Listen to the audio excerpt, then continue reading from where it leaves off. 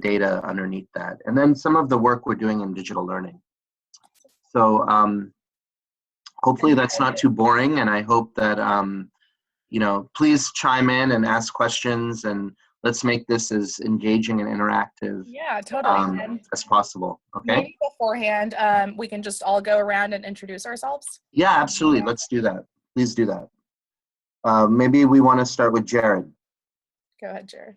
Sure. So I'm a software developer currently for an education technology nonprofit. It's actually backed by the Gates Foundation. So thank you.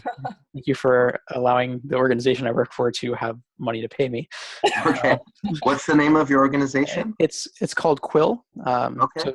So, we create literacy tools to help about 350,000 students in the United States primarily become better writers and thinkers. And that's cool. Yep. So that's currently what I'm working on.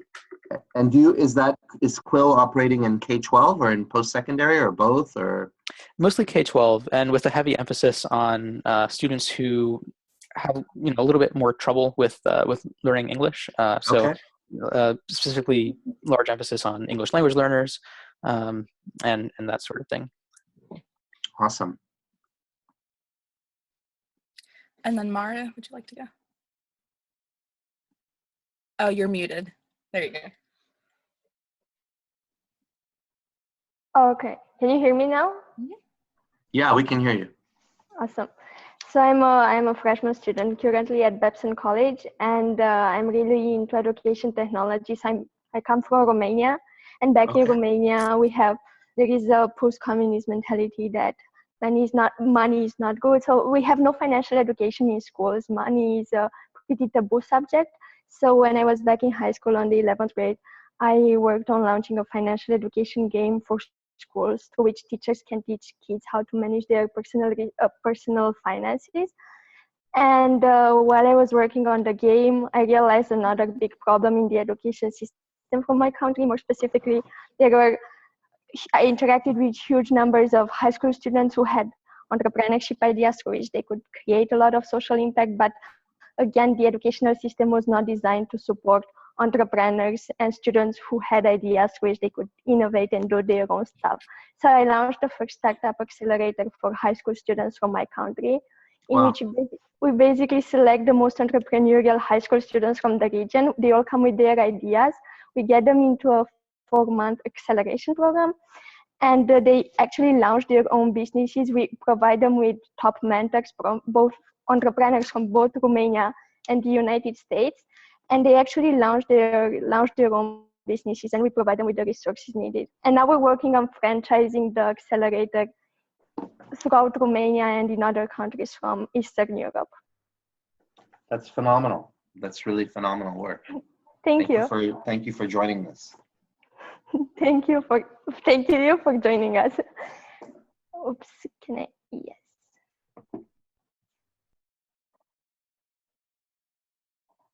Danielle, would you like to go? It's really hard to speak after that, huh? Right. How does one? So actually, I'm also working for a startup in education technology that focuses on English language learners. And we have a blended model, and we're a really tiny startup and experiencing all that startup fun. Right. And I am also helping the CSU school system. That's California's largest school public university system. They have a course redesign with technology initiative, and I think they have some of the problems that you're interested in, such as selecting what technology to use and how to evaluate the data. And I know it's a problem for them because I'm leading one of those, well, not leading, but doing the data on one of those initiatives, and like I'm the only one, so it's way too small. It should be much bigger, you know. Yeah. But a cool opportunity. Interesting. Great to meet you. And I'm Allie. I'm a math and computer science student here at UCLA. And one of the big projects that I'm working on right now is the introductory computer science classes at UCLA have the biggest disparity between women passing and men passing of all classes at UCLA. So I am a junior developer on a team that's going to build a website, sort of like Duolingo, that's going to use mastery-based learning, and it's also going to be a tutoring platform and a mentorship platform, and hopefully we can get those disparities to be reduced. Awesome. Super. Hi, I'm Rosie. I'm also an intern for EdSurge Independent. I'm a inaugural class student at Minerva Schools at KGI, which is pretty cool.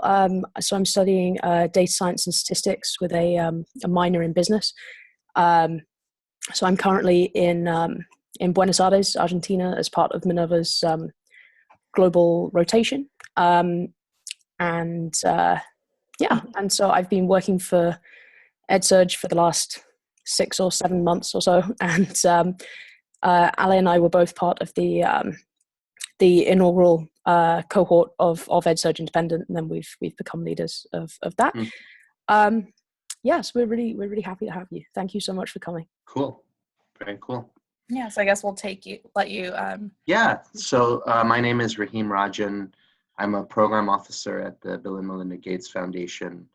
I've been at the foundation, just hit 6 years, which is, a long time in any person's life. It's been a great privilege to be at the foundation. I'll tell you a little bit about myself. I was born in East Africa. My family are immigrants who came to the United States when I was very young. First we came to Canada, then we came to the United States. Essentially we were refugees.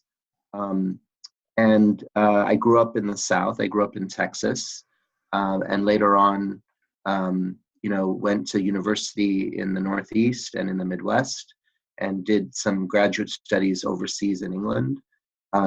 My family actually moved back to East Africa when I was finishing college, and I had just finished college when I found myself in Rwanda in 1994 when the war broke out.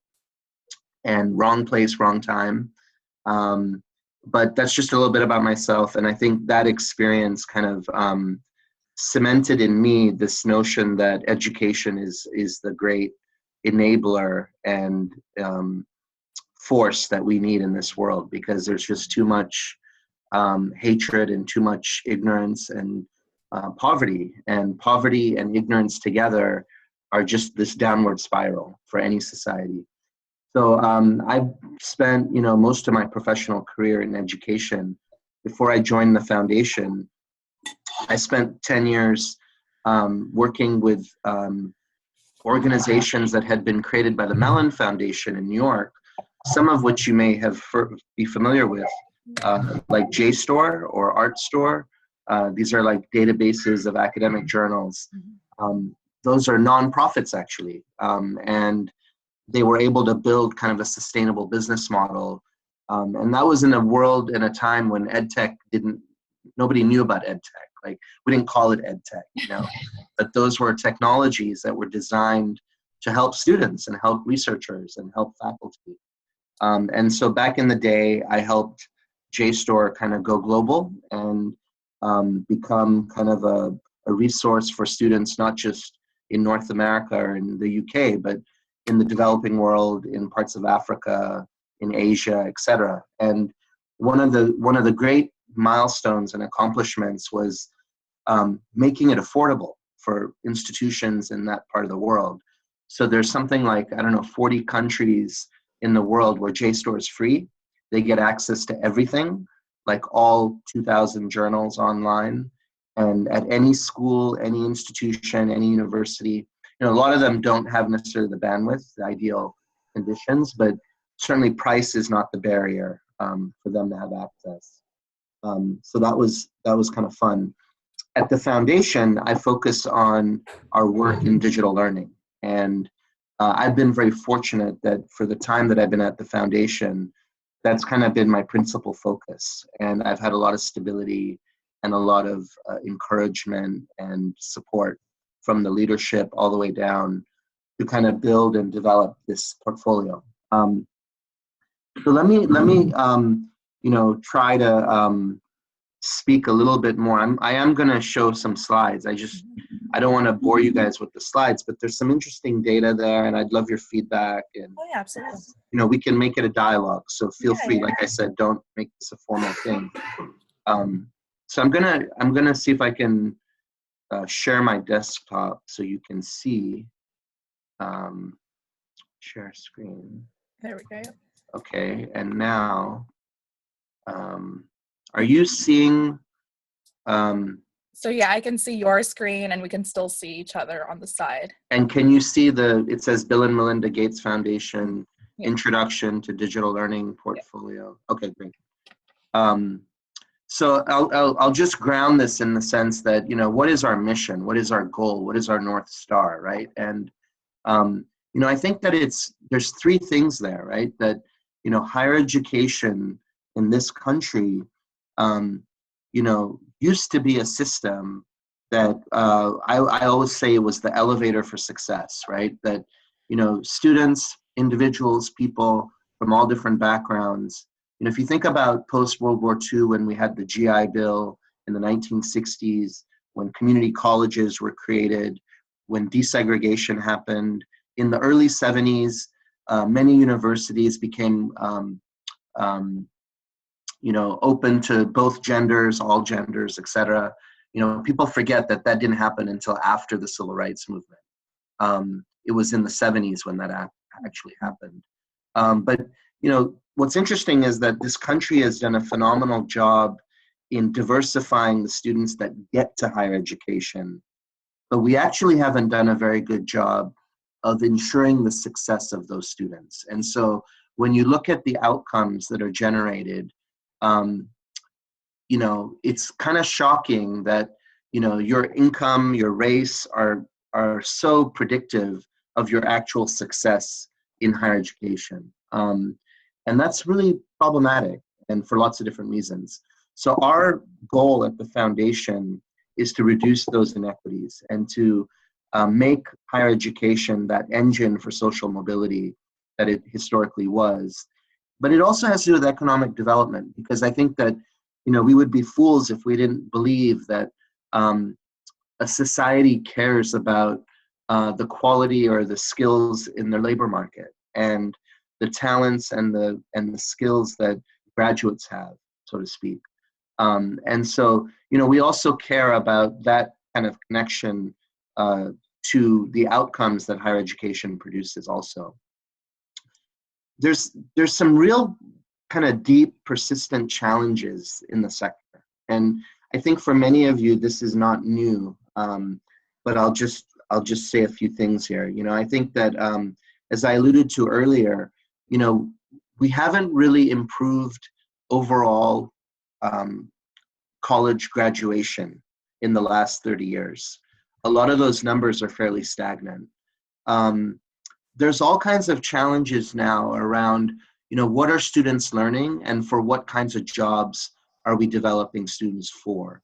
And what kinds of skills will those students need for, we live in a time where the jobs that will be around in 5 or 7 years, those jobs don't exist today. Some of those jobs do not exist today. So what are we developing people to do, and what kinds of skills do those students need to succeed in the world? There's all kinds of other challenges also, though. When you ask leaders of higher education institutions, how are you doing in terms of producing, highly skilled students that can succeed out in the workforce? Most higher education administrators will say, oh, we're doing a great job, and, Gallup has done these surveys, and, also there's been other organizations, Pew has done some of these surveys where, higher ed leaders, provost presidents, they give themselves like a B+ or an A-, right? When you ask employers, hey, how do you feel about, the quality of the graduates coming to you out of higher education? They kind of give higher education a D+, if not worse. They're not very satisfied with what the the overall skills are and competencies are of those students. And it's not to say that they're blaming the students, it's that they feel that, higher education has not evolved to meet the needs of the day and to equip students to have the skills that are so necessary for today's world. There's all kinds of other challenges, though, above and beyond the quality and what students are learning, et cetera. So if you look at, the Great Recession, for example, not only was that a critical blow to the poor and to the underclass and the middle class, but it was a huge blow to public higher education. Many states had to dramatically cut budgets to colleges and universities. There was significant cuts to state scholarship programs, other areas that would, so for example, and that trickles down to the student in the sense that, colleges are then reducing classes, reducing sections, closing programs, getting rid of advisors. They're having to make additional budget cuts on their campuses as a result of that. There's also the issue, though, that states are increasingly spending more and more money to manage entitlement and healthcare spending. And they're doing that by taking resources out of education. So there's actually this resource, extraction that's taking place. At the same time, and this is also another kind of macro point, that wages have been stagnant for the last 30 years. And that's some of what we've seen is that a middle class family 20 years ago, salaries for many of those jobs have actually not kind of kept in pace with inflation. But most importantly, they haven't kept in pace with the cost of higher education. So 20 years ago, 30 years ago, what did it cost a middle class family to send a child to college versus what does it cost today? And when you account for the fact that incomes haven't really kept pace, higher education is increasingly a luxury good. And that's a real challenge. And then let's, not last, but certainly not least, is the equity challenge. One of the most alarming statistics, and it kind of haunts me because I'm a first generation student. I was a low income student. My parents never went to college. And I have 3 older siblings who also had a very tricky kind of post-secondary experience from which I benefited a great deal. But one of the challenges is that, in this country, if you come from the top quartile of socioeconomic income or status, but you perform academically in high school at the bottom quartile of achievement, you have about an 80% chance of getting a baccalaureate degree. And if you flip that, if you actually come from the top quartile of academic achievement, but the bottom quartile of socioeconomic status, you have an 8% chance of getting a baccalaureate degree. That's a tenfold, a 10 kind of order difference in terms of outcomes based on where you are, where you live, where you go to school, what neighborhood you live in, what high school you went to, et cetera.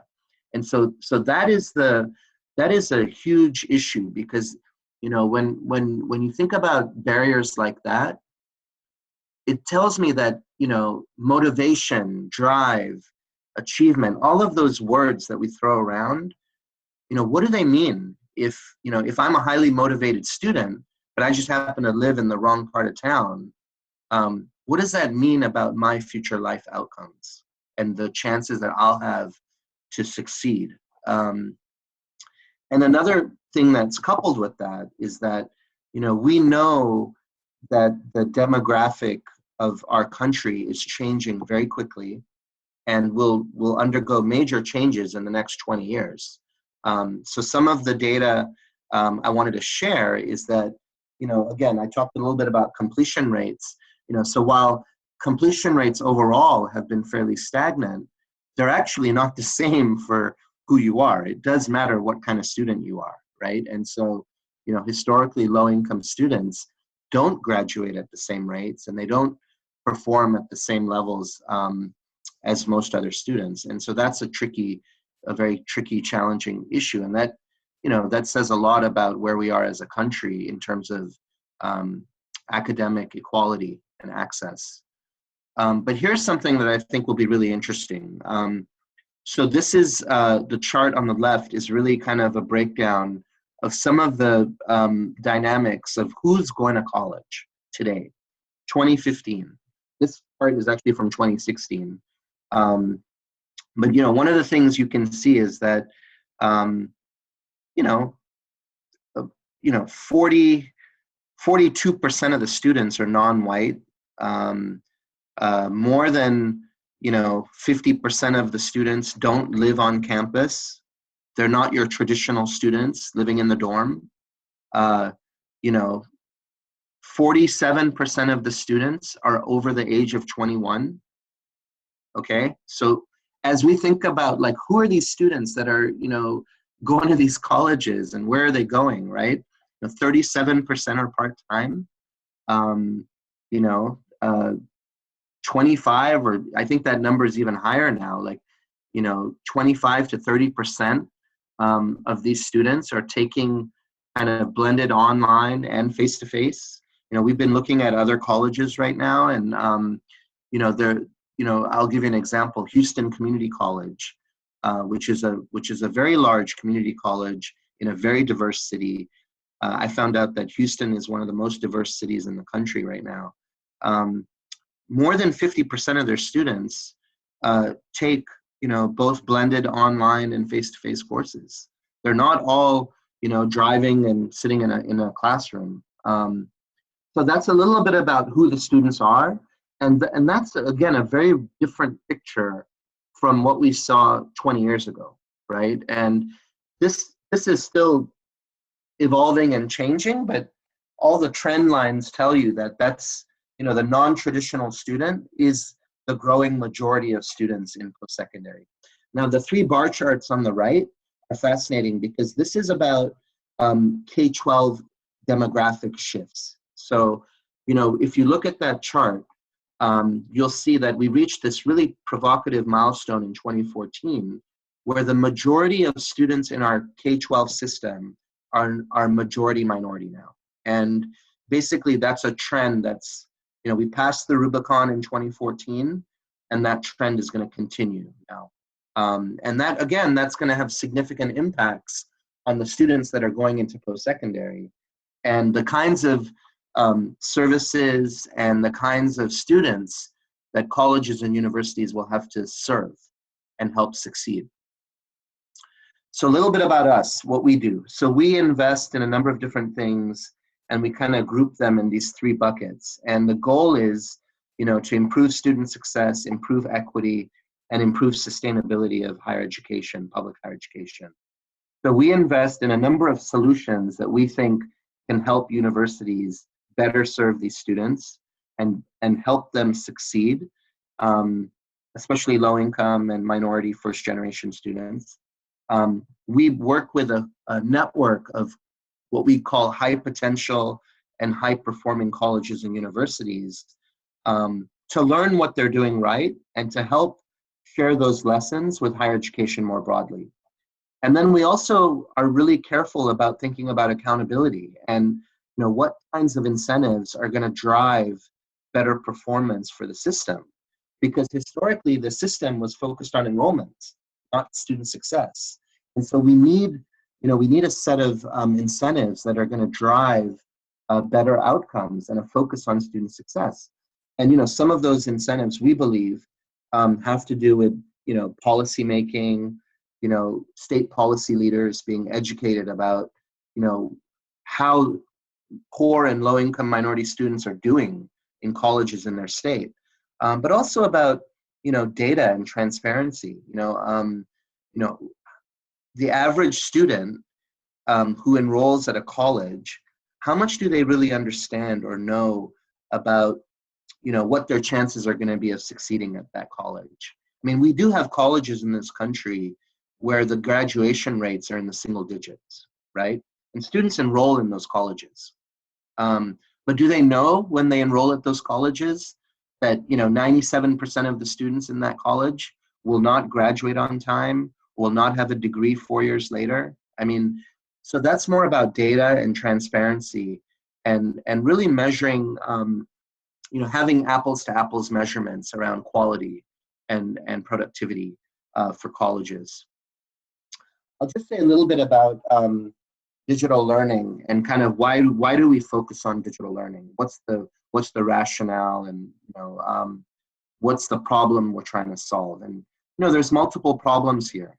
So one of the things we know is that a lot of low-income minority students, they're underprepared. They've had very different kind of K-12 experiences. They enter post-secondary education, and they're all of a sudden having to take all these remedial courses, developmental education courses, and they're burning financial aid money on these courses that are not actually credit granting. They're not earning credits that will go to their degree, because these are considered pre-college courses. So there's all kinds of challenges in terms of the barriers that students face in that first year. Whether it's the introductory chemistry class or introductory calculus class, or whether it's the developmental math or English class. Those are critical barriers where if students don't succeed in those seminal kind of gateway courses, they get demotivated. They, especially some of these first generation students, they begin to kind of doubt whether they should be in college, whether they're, up to snuff to really, fit in. And it's a huge kind of demotivation to be burning up your financial aid on you graduated high school, you got your diploma, but then you show up at the community college and you find out, oh, you need, a year and a half of remedial math. Why? I didn't know that. I graduated high school. Costs are a big issue. And, colleges and universities, one of the largest areas of spending is instructional costs. So if we think about the affordability issue and bending the cost curve, colleges and universities are going to have to figure out how to become more efficient. And one of the ways in which they're going to have to think about that is, can they leverage technology to create efficiencies in how they deliver teaching and learning in new ways? And I think that that's going to be a really important issue. Otherwise, we're not going to be able to bring costs down for students. We also have really good research that professor sitting on the stage, standing, giving a lecture is actually a really ineffective way to learn. There's real rigorous research. I'll point you to an article by Scott Freeman in the Proceedings for the National Academy of Science that basically say lectures harming students. It's damaging learners. And what's really provocative about his research is that he's arguing that in STEM, lecture is actually harming female students and minority students the most. And one of the things he says in the article, and I've met Scott Freeman, he's at the University of Washington. He's a brilliant guy. You guys should bring him on to your program one week. He's awesome. You would love to meet him. He would love to do this. Definitely connect me with him afterwards. Yeah, he said something that was really shocking to me, which was, he said in medical research and in scientific research, the level of evidence that he's produced in the meta-analysis that he provided, in the sciences, they would stop the experiment because the data is so overwhelming and the harm that is being done to the experimental group is unethical, right? You could not continue that experiment with these kinds of outcomes. And he said it's almost like the Surgeon General's warning for smoking in the 1960s.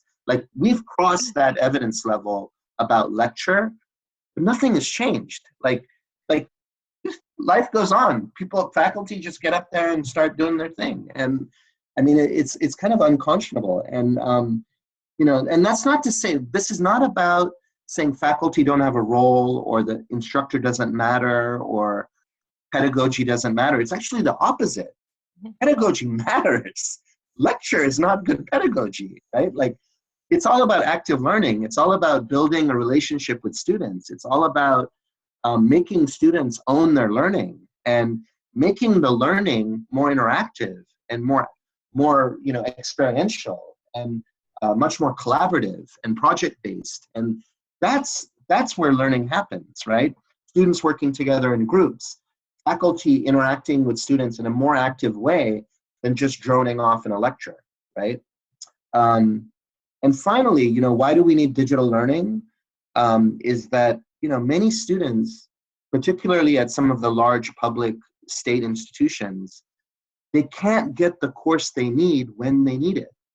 And so, they might be in their last year or they might be in their second year, and they have a critical kind of course that they need to choose their major or maybe even to graduate, and the sections are all full, right? And it's a really big challenge. And as the budgets have really been a pressure on these colleges, they've had to cut sections, they've had to close departments, they've had to make decisions, and these are reasonable decisions that they've had to make. But the impact of those decisions has had real ramifications on learning and access for those students. So, what digital learning does in so many ways is that it can help students get, the learning that they need when they need it.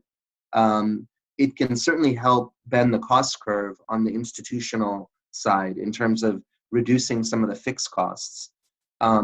We also think that, particularly in a blended hybrid class, the quality of the pedagogy is going to be much better. The students are going to be much more, likely to interact with other students, to have an engaging conversation, etc., than if they were to, just be sitting in the 12th row of a large auditorium.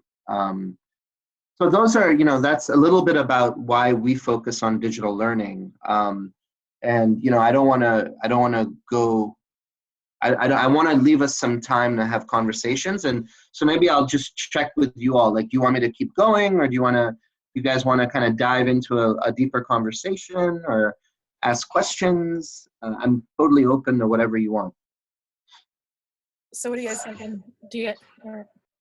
Oh, I'm not muted. What do you guys think? Do you guys have any questions? Anyone have any questions for Rahim?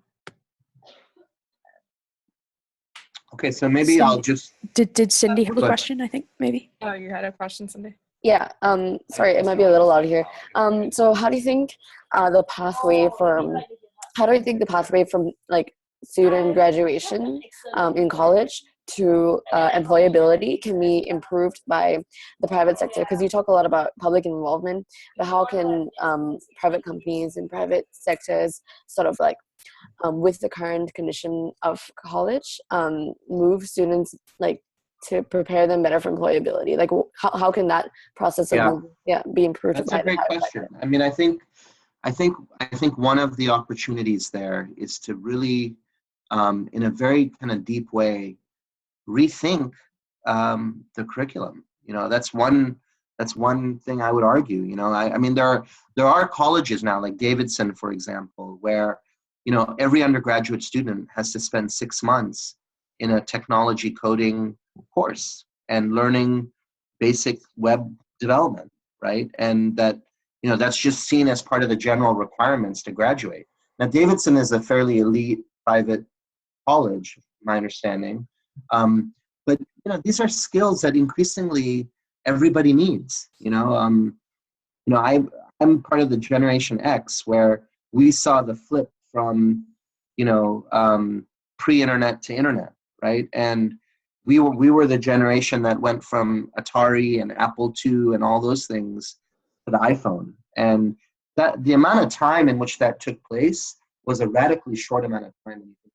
It's like 20 years, iPhone's 7 years old now, 8 years old. So I do think that colleges have to really develop partnerships with industry, with the private sector, to rethink the curriculum and rethink what are those competencies and skills that students are going to need to succeed. And what's interesting is that when you read the literature about automation and the rise of AI and the robots are coming, and what's interesting is that a lot of people will say, well, we've always had waves and cycles of technology, that have come and improved our lives. Like Bill Gates has had in one of the all staffs we had, he said, well, you don't see a lot of people, growing their own vegetables, right? Like, there was a time when we all used to grow our own food, and that's no longer the case. We rely on kind of the industrialization of agriculture to provide and nourish ourselves, right? Now, you could argue that, yeah, there has been a displacement of jobs, but you could also argue that, well, it's people are still active, they're still employed, they're still doing things, they happen to be doing different things, right? But when you talk to people about, the AI and automation and the rise of the robots and all that, what's interesting to me is that a lot of people will tell you that, the computers are very good at doing rote, mechanical, automated things, and they will continue to get better and better at doing that. But creativity, human ingenuity, critical thinking, problem solving, those are things that right now computers can't do. And those are critical skills that employers need, right? And, when you sit down with employers and as they're, you just think about their supply chains are now global, or they're global organizations. They have teams, working in a distributed manner all around the world, the fact that you're joining us from Buenos Aires, I'm curious, are there cohorts at Minerva in other cities right now at the same time? Or are you just... Yeah, there are. So there are currently 2 cohorts at Minerva. One of them is the inaugural class, which is in Buenos Aires, and we were in Berlin last semester and in San Francisco the year before. And Cindy is in the class of 2020, and so she's currently in San Francisco, which is... So see, that's another fascinating model where you have a university now that's kind of unbundled itself and is globally distributing itself, right? Like, so we live in a completely different time and age, and certainly players like Minerva are thinking about that, and I know the folks there have really thought very carefully about how to create an educational experience for today, for the world that we live in today.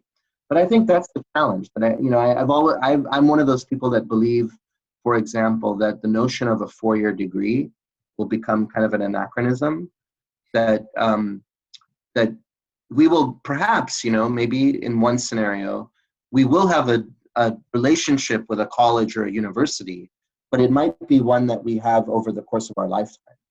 And we will kind of go in and out of formal education at a certain kind of speed, and but it'll be recurring. You know what I mean? Like, the pace of change in terms of knowledge has increased so quickly that you spend 10 years in the labor market, you kind of do have to come back to formally reskill and upskill and learn new things. And so that dialectic is going to continue, but it's going to shorten. So I think there's but what's interesting also is that the private sector, it's interesting. I think the private sector is kind of ambivalent about formal education also, right? So there's a tension there, because you see it in the community college space, where community colleges, because they are so regional and geographic based, they actually spend a lot of time liaising with employers in that region, in that city, in that town, to ensure that the students have the skills for the jobs that are available. Because for community college students, it's existential, right? But for example, in Seattle, Renton Technical College in South Seattle, many of their graduates end up going to work for Boeing, and they have kind of junior roles, and they enter Boeing at a kind of a junior level, or at different levels. But Boeing has kind of worked with Renton Technical College to ensure that the students are getting the right skills in order to be qualified for those jobs, right? Now, it's interesting that when you look at more of the elite public institutions or the elite private institutions, I mean, it, you know, one could argue that that exists in a certain way, like maybe, you know, Harvard undergraduates are prime to go work on Wall Street or go work at Google or something like that. But to some extent, it's not that they have a specific set of skills. It's just that those are smart, talented students. And one could argue that they were smart and talented before they ever got to Harvard, right? So what was the value add of actually going to Harvard, right? That's the question mark, right? That's the eternal question mark. But I do think for the future, it's going to be an important question, a really increasingly important question. And I don't think colleges can do this on their own. I think there has to be, you know, public-private partnerships, or there's going to be other folks that come out of the private sector, you know, that try to take a whack at this and solve this. Yeah, we met with Alt School a couple of weeks ago, and they're, you know, yeah, they're just elementary school right now, I think, but something could certainly pop up for higher ed. Yeah. Any other questions or? I have a question. So I used to work at a education technology startup incubator. So I've seen like all sorts of websites and apps, Yeah. and video games. But what makes a product something that you want to invest in? That's a great question. It's not one thing.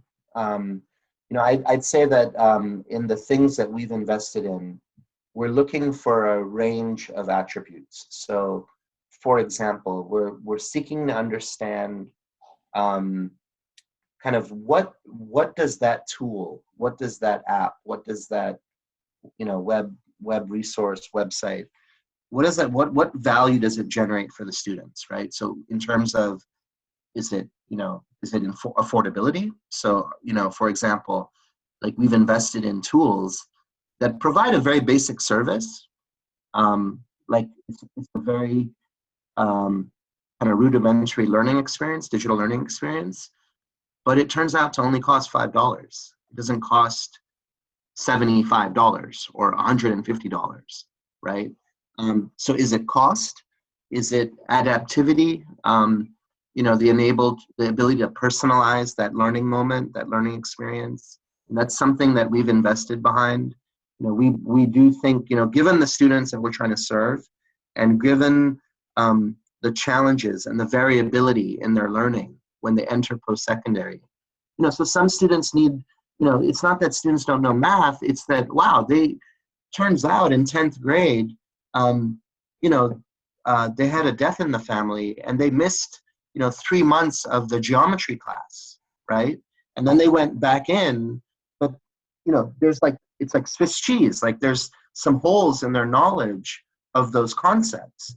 So it's not to say that the kids don't know math or that they don't, and it's not to say that they have to learn everything in geometry again. What they need to do is figure out what are those gaps in their learning and then fill those gaps. And I think that's what, you know, adaptivity and some of the personalized learning technologies, best case, that's kind of the problem that they're trying to solve. You know, usability is another issue, right? Like, I mean, you know, when we interview faculty and students, I mean, so, you know, students, you all are used to a world where, you know, Snapchat, Facebook, like, you know, Venmo, like things work. Things just work. They're easy to use and they work. Why can't my LMS work? You know, why, you know, I'm a faculty member and I'm trying to import grades from this system and put them into that system and attach this technology, and it's just a spider web of nonsense. And it's like, you know, so part of our mission is like, can we bring best-in-class technologies into education and really just dramatically up the game in terms of the student experience, the instructor experience, you know, interoperability, ease of use, accessibility. You know, that's been one of our goals, right? Like, let's stop with the antiquated 1997 web interface for this learning app. And let's, it's 2017, we're 20 years in, we should be able to design things in a way that people want to use them and that they feel like they're getting value out of these things. And so that's, I think that's been one of our,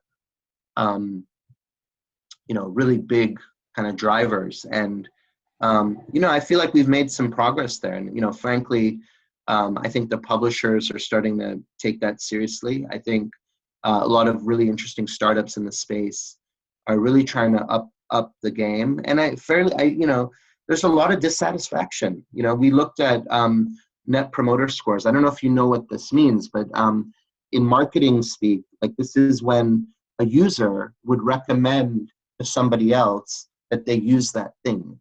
So what percent of users would recommend, like, so say I'm using this ThinkPad yoga device. How many, would I recommend this device to my colleagues, right? How many, would I do that or not? And when you ask faculty and about, generally some of the digital learning tools that they have, you have negative net promoter scores. I mean, negative. And in most industries, below 50 is like death, right? Like when you're a consumer product and you have a net promoter score below 50, I mean, you're dead in the water. And in education, we have negative net promoter scores for some of the massive technologies that are out there, like many LMS systems, et cetera. So that, I mean, the bar is pretty low, right? And for us, it's been like, can we up the bar? And again, I'd say one more thing, which is efficacy, right? Like, I think early on when I started at the foundation, I had this belief that, if we could just build the magic mousetrap, learning will happen, students will graduate, singing in the heavens. And what you realize is that it's not only about the tool, it's also about how the tool gets implemented. So we do need better technologies. We do need best-in-class technologies serving students that are affordable. But we also need to help, individuals, faculty, students better learn and get value out of those tools and make the most out of those tools. And, one of the things I've learned is that there's almost like this feedback cycle that has to happen between consumers and users and producers. And in education, those things are really broken. You have faculty making decisions about curricular resources that they don't buy. Students buy them, right? You walk into a class and you get assigned a certain thing and you got to go buy it, right? You didn't choose it. And that's a real disconnect, right? And so what kind of input does the student have? And, how are faculty making those decisions? And on what basis are they making those decisions? And, I understand the issue of faculty decision-making, and I believe that. I mean, they are responsible for learning in that course.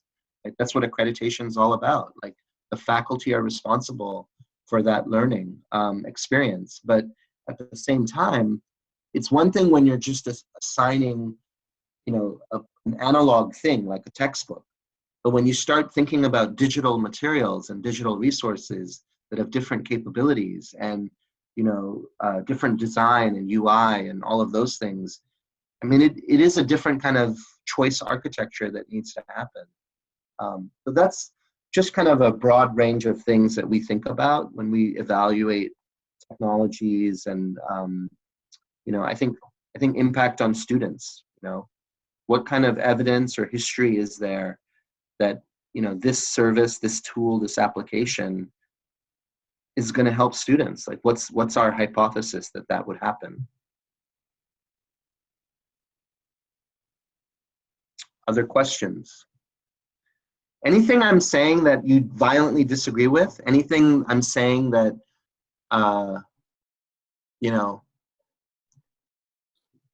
you would love to push back on, or, I'm open. Like, I totally am open to all that. So.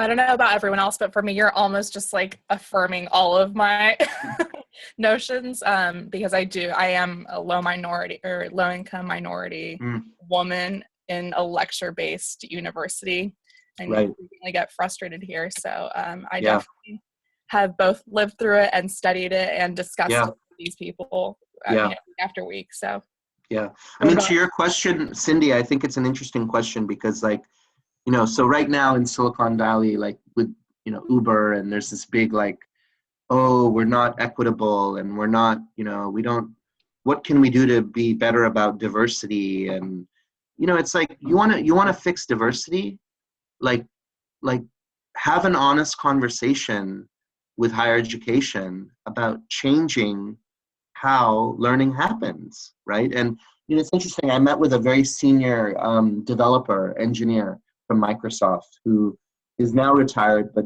you know, was a kind of like one of these giants in the field in the businesses that Microsoft developed, especially the database businesses. And he's a developer and engineer. And he said that, you know, they get all these graduates out of these engineering programs. And it's not until they've spent like 2 to 3 years at Microsoft that they're actually, you know, what he would say like a bona fide programmer, you know, and it's like, it's that applied work, it's all that real kind of lived coding practice that you don't get in a kind of an engineering program necessarily.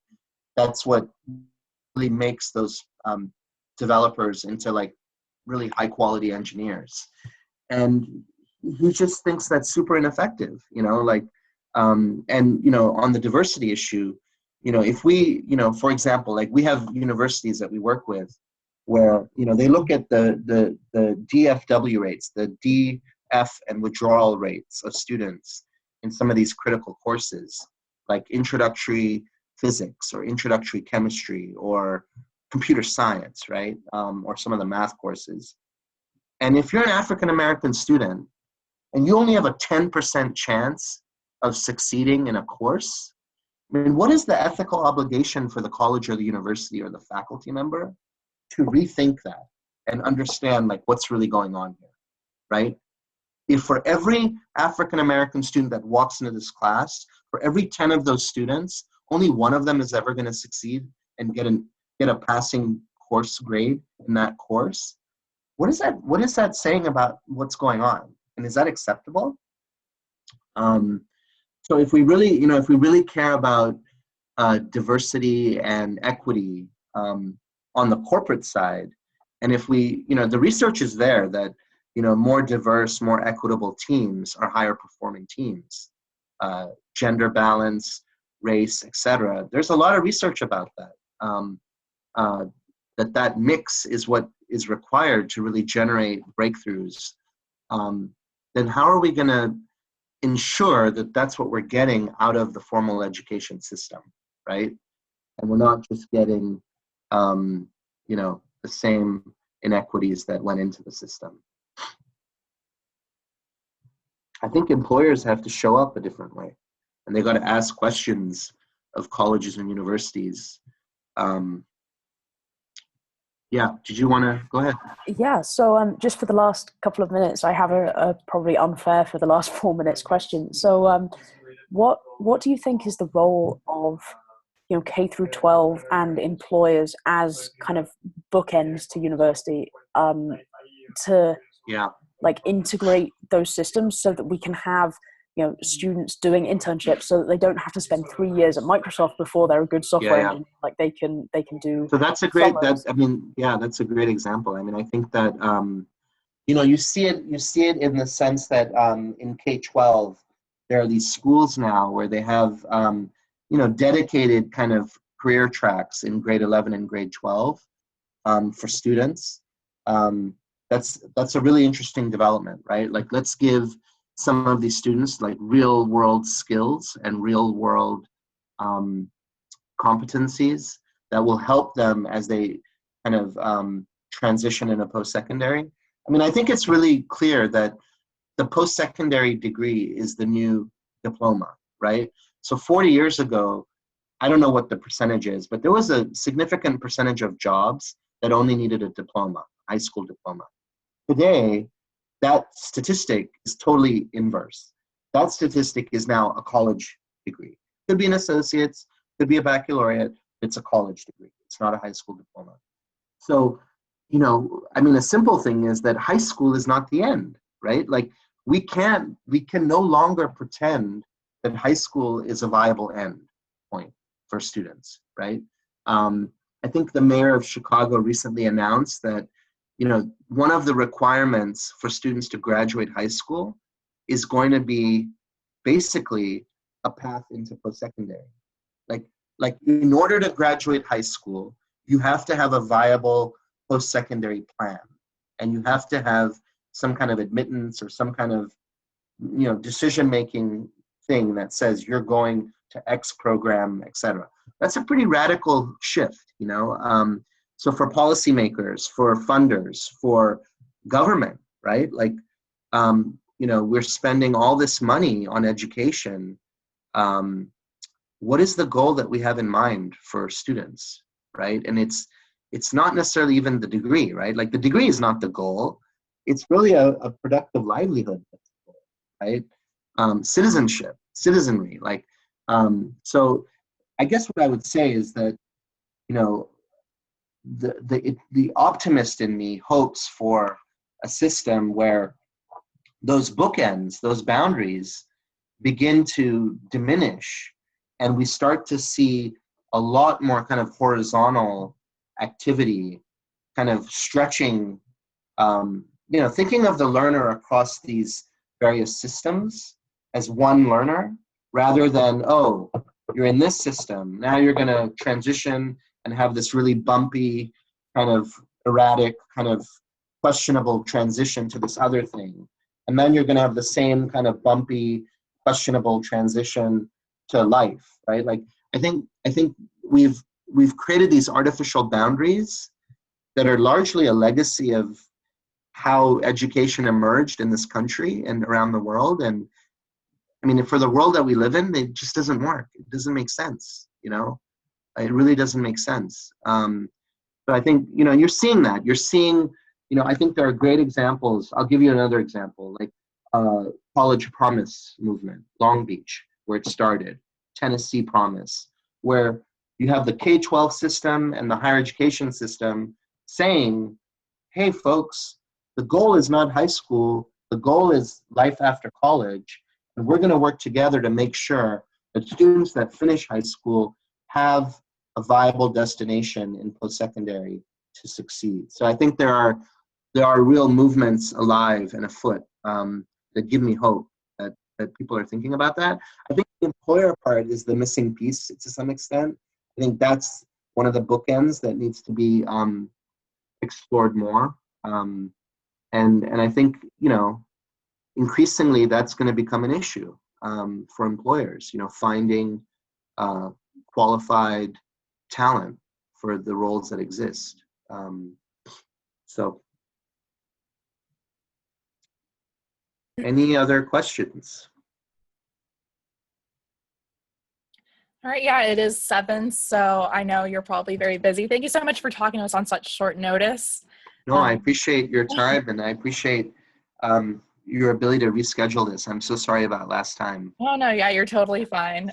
We got another speaker for that, and I'm happy that we were able to have you at the very end. So yeah, and we'll let you go, I guess. What was that? Yeah, and let me know if you want an introduction to Scott Freeman or anyone else. Yeah, okay, I will email you. Yes. Yeah, please, and thank you so much, and wish all of you great luck and best of luck, and love to stay in touch. So thank you very much. Thank you so much. Okay, bye-bye.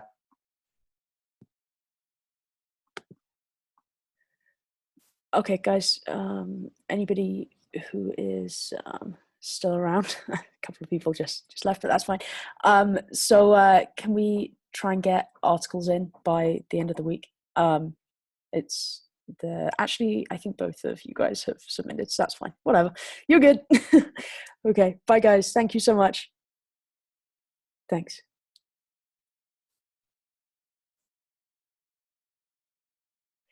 Hey, Jared. Hello. Hi. Congratulations. Thank you. Your offer.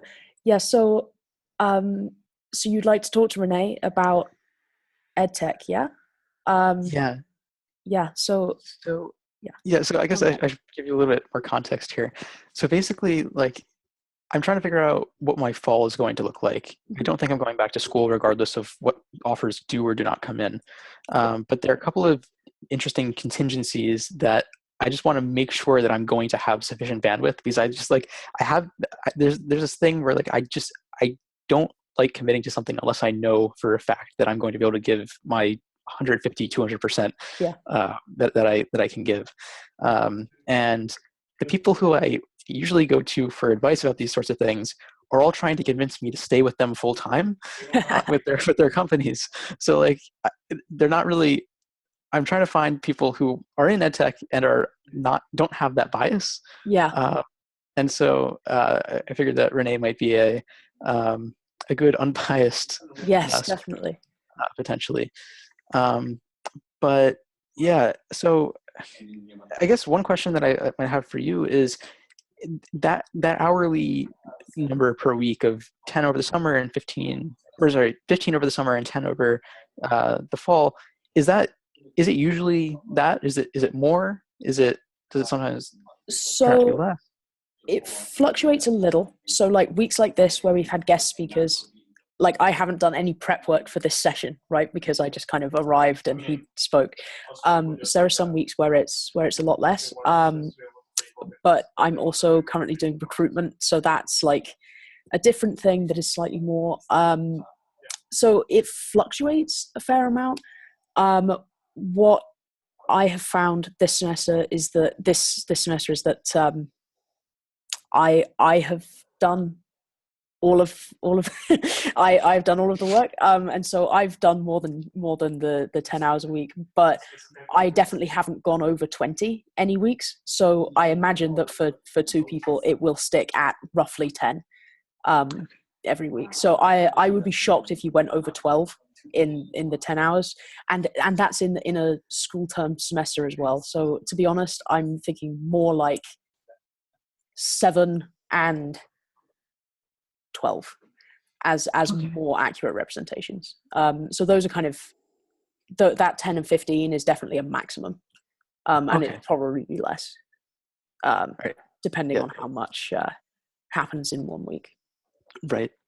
Yeah. Okay. Yeah. That's definitely good. Yeah. I've found it pretty manageable to fit around my 50-hour school weeks. Like it works, and it's very flexible, obviously. You know, so there are only 2 hours a week that have to be done at that time. So the meeting with Renee and me, and the meeting with the cohort are the only 2 hours that have to happen at certain times. And we'll schedule both of those around everybody's schedules. Like, so I don't know. It's pretty flexible. I think you like if you want to do it, I think it'll be pretty easy to fit in. Okay. Yeah, that definitely sounds good. I always have this fear of when I commit to something of there being like a little bit of that time creep where yeah. And then if that same time creep exists in the other projects that I am likely going to be pursuing, then it'll be like I know. I haven't found it too time creepy, even though I've been doing double what I signed up to do. It hasn't time creeped too much. Okay. Yeah. All right. That's really good to know. I'm definitely leaning like 90% or so toward definitely doing it. In fact, I gave Codecademy my notice that I won't be doing their part-time thing anymore. Cool. So this way, that's pretty much like the time slot that I'm replacing.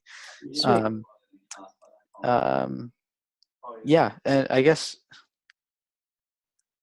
I'm pretty sure it'll work. Yeah.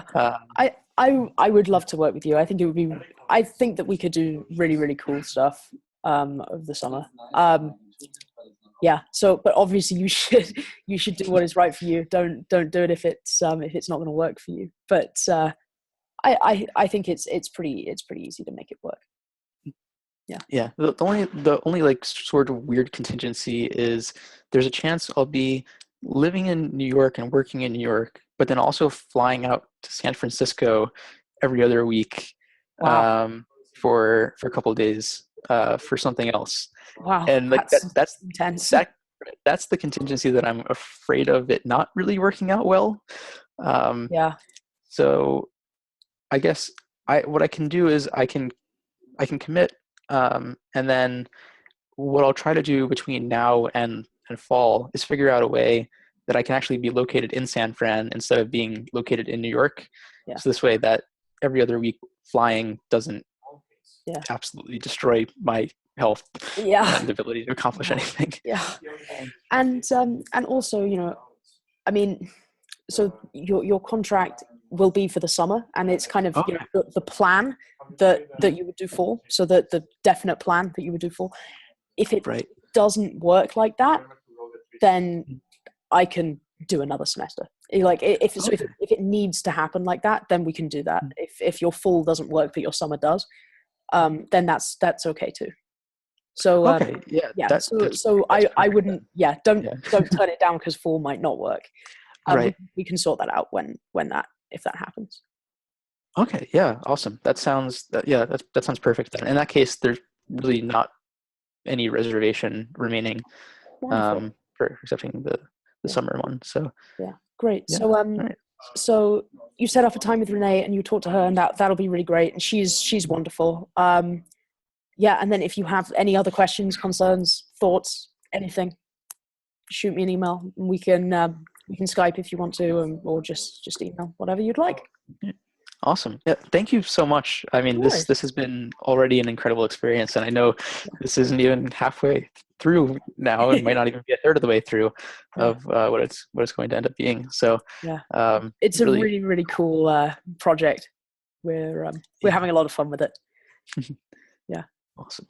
Great. Wonderful. Well, I hope to hear from you soon. And I'll see you next week. All right. Thanks so much. Great. Thank you. Have a great week. Bye. You too.